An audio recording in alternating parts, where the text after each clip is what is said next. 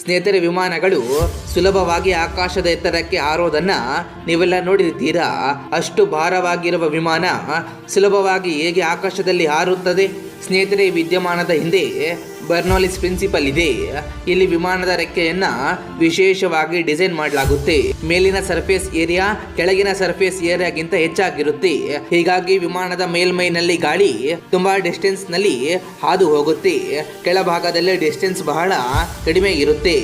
ವಿಮಾನ ಚಲಿಸುತ್ತಿರುವಾಗ ಗಾಳಿಯ ವೇಗ ಹೆಚ್ಚಾಗುತ್ತಾ ಹೋಗುತ್ತೆ. ವಿಮಾನದ ಕೆಳಭಾಗದಲ್ಲಿ ಗಾಳಿಯ ವೇಗ ಕಡಿಮೆಯಾಗುತ್ತೆ. ಬರ್ನೌಲ್ಲಿಸ್ ಪ್ರಿನ್ಸಿಪಲ್ ನ ಪ್ರಕಾರ ವೇಗದ ಗಾಳಿ ಲೋ ಪ್ರೆಷರ್ ಅನ್ನ ಕ್ರಿಯೇಟ್ ಮಾಡುತ್ತೆ. ಗಾಳಿಯ ವೇಗ ಕಡಿಮೆ ಆದರೆ ಹೈ ಪ್ರೆಷರ್ ಕ್ರಿಯೇಟ್ ಆಗುತ್ತೆ.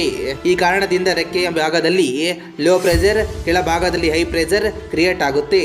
ಇದೇ ಪ್ರೆಷರ್ನಿಂದ ಭಾರಿ ತೂಕದ ವಿಮಾನ ಸುಲಭವಾಗಿ ಆಕಾಶದಲ್ಲಿ ಟೇಕ್ ಆಫ್ ಆಗುತ್ತೆ.